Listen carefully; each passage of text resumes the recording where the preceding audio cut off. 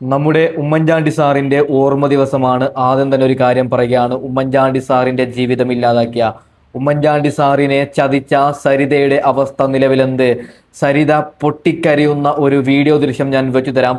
പൊന്നുപ്രേക്ഷകരോട് ആദ്യം തന്നെ ഒരു കാര്യം പറയാം. ഈ വീഡിയോയിൽ നമ്മൾ കോൺഗ്രസോ CPM-ഓ BJP-യോ ഒന്നും നോക്കത്തില്ല. നമ്മൾ ഉമ്മൻചാണ്ടി സാറ് അന്ന് അനുഭവിച്ച കഥകളാണ് ഈ ഓർമ്മ ദിവസത്തിൽ പറയുന്നത്. ഉമ്മൻചാണ്ടി സാറിനെ ഇഷ്ടമുള്ള എല്ലാവരും ഒന്ന് ലൈക്ക് ചെയ്യണം, ഒന്ന് സബ്സ്ക്രൈബ് ചെയ്യണം, ഒന്ന് അറിയാൻ വേണ്ടിയിട്ടാണ്.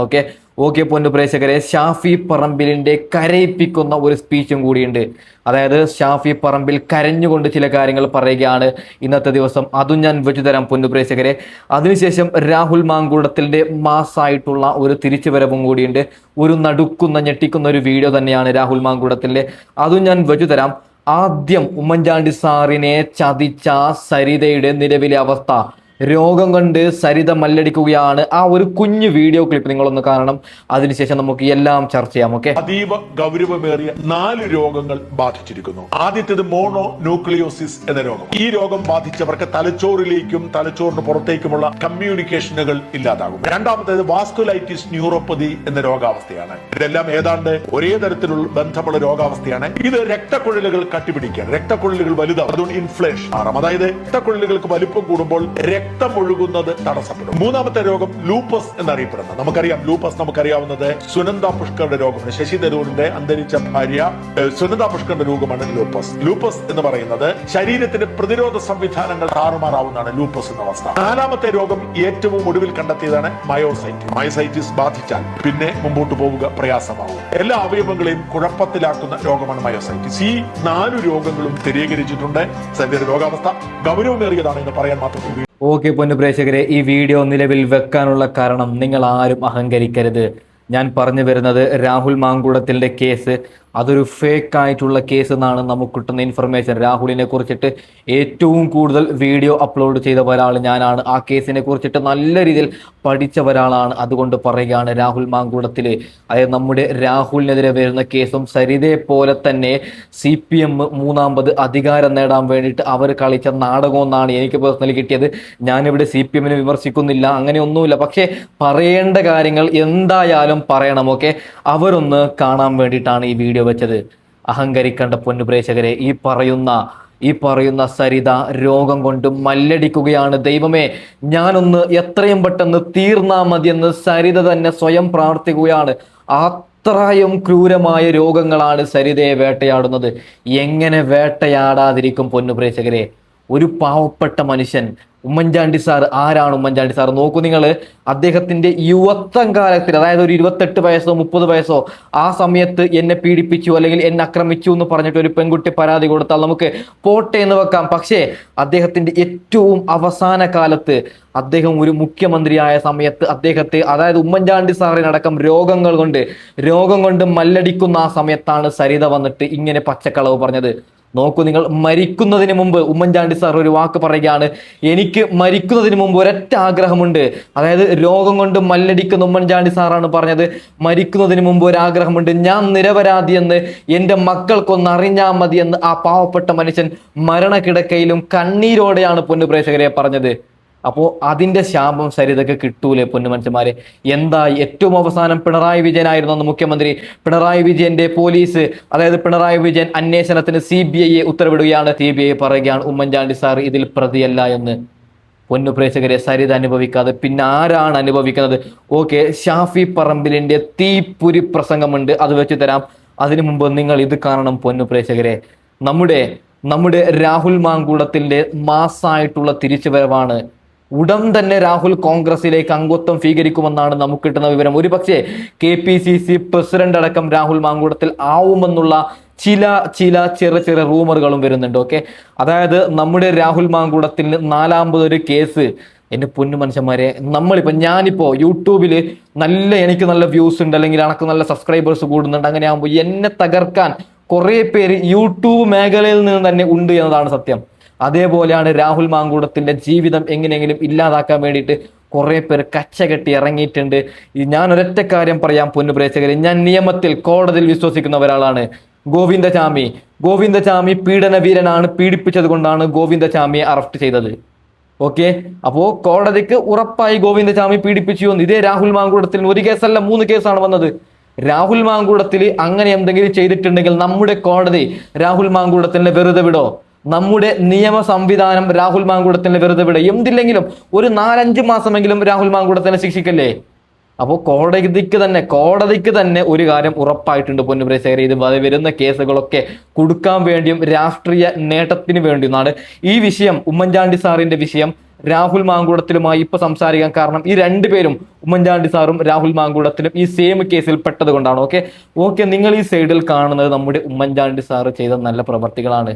നോക്കൂ, നിങ്ങൾ ട്രെയിനിൽ നമ്മുടെ ഉമ്മൻചാണ്ടി സാറ് യാത്ര നോർമലായിട്ടുള്ള, അദ്ദേഹം കേരളത്തിന്റെ മുഖ്യമന്ത്രിയാണ്, അദ്ദേഹത്തിന് ഫ്ലൈറ്റിൽ പോവാം, അദ്ദേഹത്തിന് എങ്ങനെ വേണമെങ്കിലും പൈസ ചെലവാക്കാം. അദ്ദേഹം നോക്കൂ, നിങ്ങൾ ജനകീയനായിരുന്നു, ജനങ്ങൾക്ക് വേണ്ടി മാത്രം സേവനം നടത്തുന്ന ആ പൊന്നു മനുഷ്യനെ ഒരു സാധാരണക്കാരെ പോലെ നമ്മളെപ്പോലെ ട്രെയിനിൽ ഇരുന്ന് യാത്ര ചെയ്യുകയാണ്. ഇങ്ങനെയുള്ള നല്ലൊരു മുഖ്യമന്ത്രിയാണ് പൊന്നു പ്രേക്ഷകരെ എനിക്കും നിങ്ങൾക്കും നഷ്ടപ്പെട്ടത്. ഓക്കെ, നമ്മുടെ ഷാഫി പറമ്പിൽ 2023 നടത്തിയ ഒരു പ്രസംഗം നിലവിൽ വൈറലാവുകയാണ്. ആ ഒരു പ്രസംഗം കേട്ട് കഴിഞ്ഞാൽ സാധാരണക്കാരെ നമ്മളെല്ലാവരും കരഞ്ഞു പോകും. അന്ന് ഉമ്മൻചാണ്ടി സാറിനെ ഈ പറയുന്ന ഗണേഷ് കുമാർ ഒക്കെ കുടുക്കിയ സമയത്ത് നമ്മുടെ ഈ പറയുന്ന ഷാഫി പറമ്പിൽ ക്ലിയർ ആയി കൃത്യമായിട്ട് പറയുന്നത് നിങ്ങളൊന്ന് കേൾക്കണം. ഓക്കെ, ഇതുപോലെ ക്രൂരമായ ഒരു വേട്ടയാടൽ, ഒരു വ്യക്തിഹത്യ, നിന്ദ്യമായിട്ടുള്ള വേട്ടയാടൽ കേരള രാഷ്ട്രീയത്തിന് ഇതിനു മുമ്പ് ഉണ്ടായിട്ടില്ല. ഒരു കണ്ണെറിയാനാണ് ഗണേഷ് കുമാറിന്റെ ഭാവമെങ്കിൽ അതിനേതെങ്കിലും നേതാവ് കാതോ കണ്ണോ കൊടുക്കുന്നുണ്ടെങ്കിൽ അത് നടത്തിക്കില്ല എന്ന് ആർജവത്തോടെ യൂത്ത് കോൺഗ്രസ് പറയാൻ ആഗ്രഹിക്കുകയാണ്. സോളാർ കേസിൽ മുൻ മുഖ്യമന്ത്രി ഉമ്മൻചാണ്ടിയെ കുടുക്കാൻ ഗണേഷ് കുമാർ MLA ഗൂഢാലോചന നടത്തിയതായി CBI റിപ്പോർട്ട് പുറത്തുവന്നതിന് പിന്നാലെ സംഭവത്തിൽ രൂക്ഷമായ പ്രതികരണവുമായി യൂത്ത് കോൺഗ്രസ് സംസ്ഥാന അധ്യക്ഷൻ ഷാഫി പറമ്പിൽ രംഗത്ത്.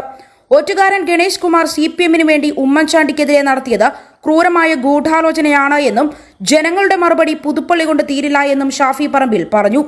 വീഡിയോയിലേക്ക്. കേസിലെ പ്രതി അല്ലെങ്കിൽ പരാതിക്കാരി എഴുതിയ കത്തിൽ ഉമ്മൻചാണ്ടിയുടെ പേര് ആദ്യം ഉണ്ടായിരുന്നില്ല, പിന്നീട് എഴുതി ചേർത്താണെന്ന് CBIയുടെ പ്രാഥമിക കണ്ടെത്തലിൽ വാർത്തകൾ പുറത്തു വരുന്നുണ്ട്. എന്താണ് അതിനോടുള്ളൊരു പ്രാഥമിക പ്രതികരണം? എങ്ങനെയാണ്? അല്ല, ഞെട്ടിപ്പിക്കുന്ന വിവരങ്ങളാണ് പുറത്തു വന്നുകൊണ്ടിരിക്കുന്നത്.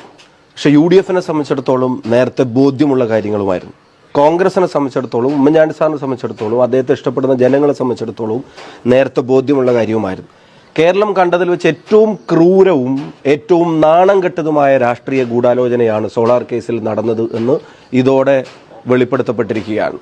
ഇതുപോലെ നാണം കെട്ട ഒരു ഗൂഢാലോചന, ഇതുപോലെ ക്രൂരമായ നിന്ദ്യമായ ഒരു വേട്ടയാടൽ കേരള രാഷ്ട്രീയത്തിൽ ഇതിനു മുമ്പ് ഉണ്ടായിട്ടില്ല. 70 വയസ്സ് പിന്നിട്ടിരുന്ന ഉമ്മൻചാണ്ടി സാർ എന്ന കേരളത്തിലെ മൊത്തം ജനങ്ങളും രാഷ്ട്രീയത്തിന് അതീതമായി ബഹുമാനിച്ചിരുന്ന ഒരു വ്യക്തിത്വത്തെ ജീവിതാവസാനം വരെ വേട്ടയാടാൻ ഉപയോഗിച്ചിരുന്നത് ഈ കള്ളക്കഥകളാണെന്ന് പറയുമ്പോൾ അതിൻ്റെ ഗൗരവം നമുക്കെല്ലാവർക്കും ബോധ്യപ്പെടുകയാണ്. ഞാൻ ആവർത്തിച്ചു പറയുന്നു, ഇതുപോലെ ക്രൂരമായ, നിന്ദ്യമായ, നാണം കെട്ട ഒരു രാഷ്ട്രീയ ഗൂഢാലോചന കേരളത്തിലുണ്ടായിട്ടില്ല. ഇതൊരു രാഷ്ട്രീയ ദുരന്തമാണ് സംഭവിച്ചത് എന്ന് തന്നെ പറയേണ്ടതായിട്ട് വരും. സാറിനെതിരെ നടന്നത് കേരള രാഷ്ട്രീയത്തിൽ എക്കാലത്തെയും ഒരു വലിയ കറയായ ഒരു ദുരന്തമായിട്ടത് മാറിയിരിക്കുകയാണ്. സ്വന്തം മനസാക്ഷിയിലും ജനങ്ങളിലും വിശ്വാസമുണ്ടെന്നും തെറ്റ് ചെയ്തിട്ടില്ലെന്ന് ബോധ്യമാണിത് ഇങ്ങനെ ആർജവത്തോടെ പറയാൻ കാരണമെന്നും നിയമസഭയിൽ അദ്ദേഹം നടത്തിയ പ്രസംഗത്തിന്റെ വാചകങ്ങൾ ഈ അടുത്ത ദിവസങ്ങളിൽ പോലും നമ്മൾ കണ്ടിരുന്നു. അദ്ദേഹം പറഞ്ഞ ഓരോ വാക്കും വാചകവും ശരിയായിരുന്നു എന്ന് ഈ വെളിപ്പെടുത്തൽ പറയാൻ. ഗണേഷ് കുമാറിന്റെ പൊതുജീവിതം തന്നെ ഉമ്മൻചാണ്ടി സാർ എന്ന മനുഷ്യന്റെ ഔദാര്യത്തിന്റെ ഫലമായിട്ടാണ് തുടരുന്നത് എന്ന് നമുക്ക് എല്ലാവർക്കും അറിയാം. കൂടെ നിന്ന് ഒറ്റിയതിൽ സമാനതകളില്ലാത്ത ചരിത്രമാണ് അദ്ദേഹം എഴുതി ചേർത്തിരിക്കുന്നത്. ഒപ്പം നിന്ന് ഒറ്റിയ കാര്യത്തിൽ ഞങ്ങൾ ഒരു കാര്യം യൂത്ത് കോൺഗ്രസ് പറയാൻ ആഗ്രഹിക്കുന്നു. ഇപ്പോൾ മന്ത്രിസ്ഥാനം കിട്ടുമോ ഇല്ലേ എന്നുള്ള ആശങ്കയിൽ ഇടതുപക്ഷത്തിനെതിരെ കയ്യടിക്ക് വേണ്ടി പറയുന്ന 1-2 വാചകങ്ങൾക്കപ്പുറത്തേക്ക് UDF-ലേക്ക് ഒരു കണ്ണെറിയാനാണ് ഗണേഷ് കുമാറിന്റെ ഭാവമെങ്കിൽ അതിനേതെങ്കിലും നേതാവ് കാതോ കണ്ണോ കൊടുക്കുന്നുണ്ടെങ്കിൽ അത് നടത്തിക്കില്ല എന്ന് ആർജവത്തോടെ യൂത്ത് കോൺഗ്രസ് പറയാൻ ആഗ്രഹിക്കുകയാണ്.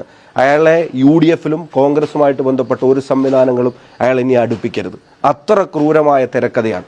എല്ലാ സിനിമാ കഥകളെയും വെല്ലുന്ന തിരക്കഥയാണ് ഉമ്മൻചാണ്ടി സാറിനെ തകർക്കാൻ വേണ്ടി എഴുതി ചേർക്കപ്പെട്ടത്. ഞങ്ങളുടെ ഒരു സംശയം കൂടെ പറയാൻ ആഗ്രഹിക്കുന്നത്, ഇതിൽ CPIM-ന്റെ പങ്ക്, പിണറായി വിജയൻ ഉൾപ്പെടെയുള്ള ആളുകളുടെ പങ്കും തീർച്ചയായിട്ടും അന്വേഷണത്തിൽ കൊണ്ടുവരണം. കാരണം ഇപ്പോൾ പിണറായി വിജയൻ അലങ്കരിക്കുന്ന കേരളത്തിന്റെ മുഖ്യമന്ത്രി എന്ന സ്ഥാനം, ആ സ്ഥാനം ഉമ്മൻചാണ്ടി സാറിനെതിരായി സത്യവിരുദ്ധമായി നടത്തിയ ഗൂഢാലോചനയുടെയും വ്യക്തിഹത്യയുടെയും ഭാഗമായി കിട്ടിയതാണ് എന്നുള്ള, അനർഹമായി കിട്ടിയതാണ് എന്ന് തന്നെ പറയേണ്ടി വരും. പിണറായി വിജയൻ ആദ്യമായി കിട്ടിയ മുഖ്യമന്ത്രി സ്ഥാനം അനർഹമായി കിട്ടിയതാണെന്ന് തന്നെ പറയേണ്ടി വരും. അത് കിട്ടാൻ വേണ്ടി ഗണേഷ് കുമാർ ഇപ്പുറത്ത് നിൽക്കുമ്പോൾ തന്നെ അയാളെ ഉപയോഗിച്ച് നടത്തിയ നാടകങ്ങളുടെ ഭാഗമായിട്ടാണോ ഈ സംഭവങ്ങളെല്ലാം ഉണ്ടായിട്ടുള്ളത് എന്ന കാര്യത്തിനും സംശയം വേണ്ട. മാത്രമല്ല ഇത് CBIക്ക് വിട്ടത് ഈ ഗവൺമെന്റാണ്, പിണറായി വിജയനാണ് ഇത് CBIക്ക് വിട്ടത്. അതേ CBIയുടെ കണ്ടെത്തലുകളെ സംബന്ധിച്ചാണ് ഇപ്പോൾ വാർത്തകൾ പുറത്തു വന്നിരിക്കുന്നത്. ഉമ്മൻചാണ്ടി സാറിന്റെ പേര് ആ കത്തിലൊന്നും പരാമർശിച്ചേ ഉണ്ടായിരുന്നില്ലെന്നും പല പലതവണയായി എഴുതപ്പെട്ട കത്തുകളെല്ലാം ഇത്തരം തിരക്കഥകളുടെ ഭാഗമായിരുന്നുവെന്നും PC ജോർജിനെ കൊണ്ടുപോലും നേരിട്ട് പോയി കണ്ട് കത്ത് പറയിപ്പിച്ച് സാർ അണിഞ്ഞിരുന്ന വസ്ത്രത്തിന്റെയും അവിടെ വന്ന പരാതിക്കാരിയുടെ സാറിന്റെ കാണാതെ പഠിപ്പിക്കാൻ വേണ്ടി ചെന്നതിനെ ഉൾപ്പെടെ സംബന്ധിച്ചുള്ള വാർത്തകളാണ് പുറത്തു വന്നിരിക്കുന്നത്. അതൊക്കെ ഫേക്കായിട്ട് ക്രിയേറ്റ് ചെയ്യപ്പെട്ടിരിക്കുന്നു എന്നുള്ളത് മനസ്സിലായി. അപ്പോൾ ഇതുപോലെ ക്രൂരമായ ഒരു വേട്ടയാടൽ, ഒരു വ്യക്തിഹത്യ, നിന്ദ്യമായിട്ടുള്ള വേട്ടയാടൽ കേരള രാഷ്ട്രീയത്തിന് ഇതിനു മുമ്പ് ഉണ്ടായിട്ടില്ല. അത് ഉമ്മൻചാണ്ടി സാറിനെ തകർക്കുക, അദ്ദേഹത്തിന്റെ ജനപിന്തുണ തകർക്കുക എന്നുള്ള ഉദ്ദേശം വെച്ചായിരുന്നു.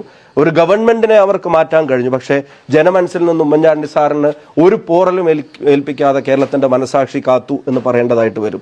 അദ്ദേഹത്തിന്റെ മരണശേഷം കണ്ടത്, പുതുപ്പള്ളിയിൽ കണ്ടതെല്ലാം ഈ വ്യക്തിഹത്യകൾക്കുള്ള തിരിച്ചടി തന്നെയാണ്. LDFിൽ നിന്ന് ഗണേഷ് കുമാറിനെ പുറത്താക്കണം. അയാൾ MLA സ്ഥാനത്ത് പോലും തുടരാൻ അർഹനല്ല. ഈ പറയുന്ന കാര്യങ്ങൾ സത്യമാണെങ്കിൽ MLA സ്ഥാനത്ത് പോലും തുടരാൻ അയാൾ അർഹനല്ല. UDFിനകത്ത് ഒരു തരത്തിലുള്ള കോൺഗ്രസുമായി ബന്ധപ്പെട്ട ഒരു സംവിധാനത്തിനകത്തും ഒരു തരത്തിലുള്ള അഭയവും കൊടുക്കാൻ പാടില്ല. മാധ്യമങ്ങൾ ഉൾപ്പെടെയുള്ള ആളുകൾ ആവർത്തിച്ച് തിരുത്തി പറയാൻ തയ്യാറാവണം. CD തെരഞ്ഞ് ലൈവായി കോയമ്പത്തൂർ വരെ യാത്ര പോയതൊക്കെ നമുക്ക് ഓർമ്മയുണ്ട്. ആ മനുഷ്യനെ അപമാനിക്കാൻ വേണ്ടി നടത്തിയ ശ്രമങ്ങളിൽ അറിഞ്ഞും അറിയാതെയും മാധ്യമങ്ങൾ ഉൾപ്പെടെ പങ്കാളികളായതിനെ സംബന്ധിച്ചാണ് ഈ റിപ്പോർട്ടുകളിൽ പുറത്തു വന്നിരിക്കുന്നത്. അതിൻ്റെ അതേ ഇന്റൻസിറ്റിയോടെ മാപ്പ് പറഞ്ഞ് തിരുത്താൻ മാധ്യമങ്ങൾ ഉൾപ്പെടെയുള്ള ആളുകൾ തയ്യാറാവണം എന്ന് ഞങ്ങൾ അഭ്യർത്ഥിക്കുകയാണ്. എന്തായാലും ഇപ്പോൾ പിണറായി വിജയൻ ഇരിക്കുന്ന മുഖ്യമന്ത്രി സ്ഥാനം ആദ്യം കിട്ടിയത് അനാവശ്യമായി സത്യവിരുദ്ധമായി എഴുതി തയ്യാറാക്കിയ തിരക്കഥയുടെ ഭാഗമായി ഉമ്മൻചാണ്ടി സാറിനെ വേട്ടയാടിയതിന് കിട്ടിയ അനർഹമായ പദവിയാണെന്ന് അംഗീകരിച്ച് മാപ്പ് പറയാൻ CPIഎമ്മും മുഖ്യമന്ത്രിയും അതിന്റെ നേതാക്കന്മാരും കൂടെ തയ്യാറാവണം. ഓക്കെ പ്രേക്ഷകരെ, നിങ്ങൾ കേട്ടു. അതായത് നല്ല അടിപൊളി പ്രസംഗമാണ് നമ്മുടെ ഷാഫി പറമ്പിലിന്റെ പ്രസംഗം. ഓക്കെ, ഉമ്മൻചാണ്ടി സാറിനെ ഇഷ്ടമുള്ള എല്ലാവരും ഒന്ന് ലൈക്ക് ചെയ്യണം, ഒന്ന് കമന്റ് ചെയ്യണം, സബ്സ്ക്രൈബ് ചെയ്യണം. ഓക്കെ, അപ്പോൾ തൽക്കാലം വൈൻഡപ്പ് ചെയ്യണം. Okay, by.